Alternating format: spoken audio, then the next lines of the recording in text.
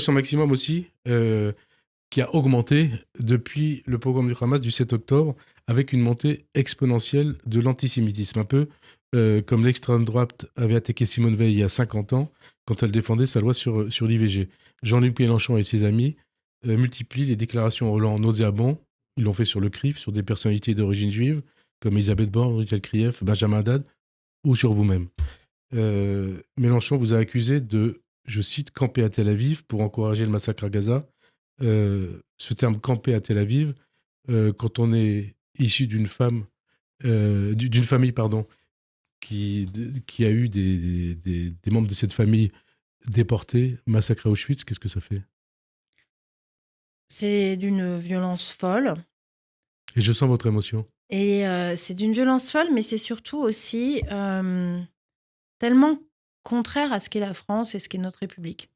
Moi, comme vous le savez, mes deux grands-parents sont venus en France pour avoir la protection de la République française, de la patrie des droits de l'homme. Mon grand-père s'est engagé volontaire pour la France, pour se battre pour ce pays dont il n'avait pas la nationalité, qu'il avait juste accueilli dans les années 30. Il a appartenu à la Légion étrangère, ça n'est pas rien. Il a fait les combats au bord de la Marne. Après, il est devenu résistant.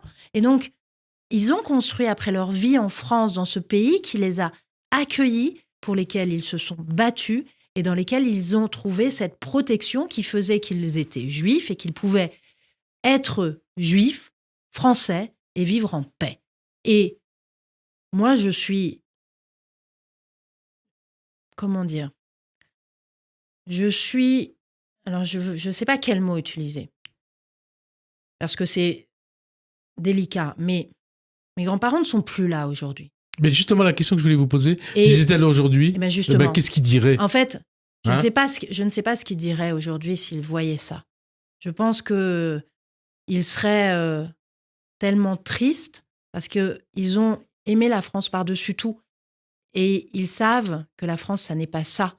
Et donc, je pense qu'au-delà du sentiment qu'ils auraient eu d'atteinte à dans leur propre chair, et puis ils auraient été très anxieux des attaques que moi, que je subis, s'ils les avaient vues. Mais ce qui est sûr, c'est qu'ils auraient été tristes pour leur pays. Leur pays, c'est la France. Ils auraient été tristes pour leur pays. Alors, eux, ils auraient été tristes, mais ces attaques, ces menaces que vous recevez, le climat avec cette haine, plus généralement contre les Juifs, est-ce que ça vous fait mal? Est-ce que vous en souffrez? Oui, ça fait mal à nouveau de se dire que aujourd'hui, en 2024, on a des parties de la population qui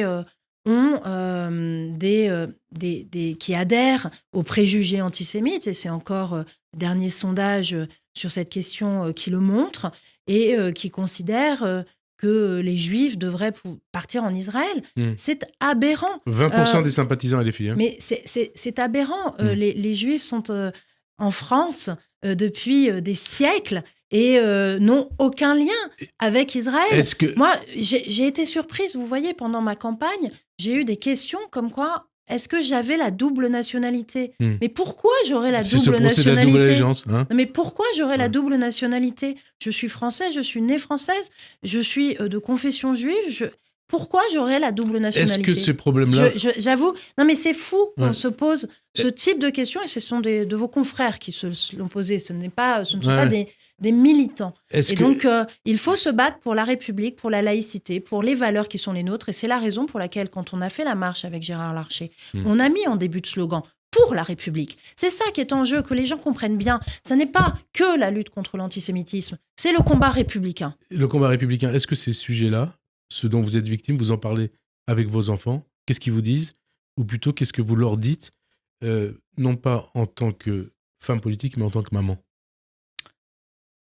Eh bien, en tant que maman, je leur dis... Est-ce qu'ils en souffrent, eux? Eux, ils en souffrent pour moi, en fait, parce qu'ils ont peur pour moi. Ils ont peur pour moi, et donc ils sont inquiets, oui, bien sûr, parce qu'ils regardent en plus les réseaux sociaux, ils voient ce qui se passe. Ils voient ce qui s'est passé à Lyon 3 lorsque j'ai fait mon intervention à l'université, donc ils sont inquiets pour leur maman, tout simplement. Et donc moi, en tant que mère, je ne veux pas que mes enfants soient inquiets pour moi, pour ma sécurité, pour mon intégrité. Évidemment, quand je me suis engagée en politique, je n'aurais jamais imaginé cela. Et ça fait peser évidemment sur ma famille quelque chose qui est inacceptable. Et quand vous voyez ça, vous dites j'ai une question très simple. De quoi LFI, de quoi Mélenchon sont-ils le nom aujourd'hui? Moi, je ne m'occupe plus de Jean-Luc Mélenchon depuis ce tweet pour lequel je n'ai que du mépris. Et donc, ça ne m'intéresse pas de commenter ou de les qualifier.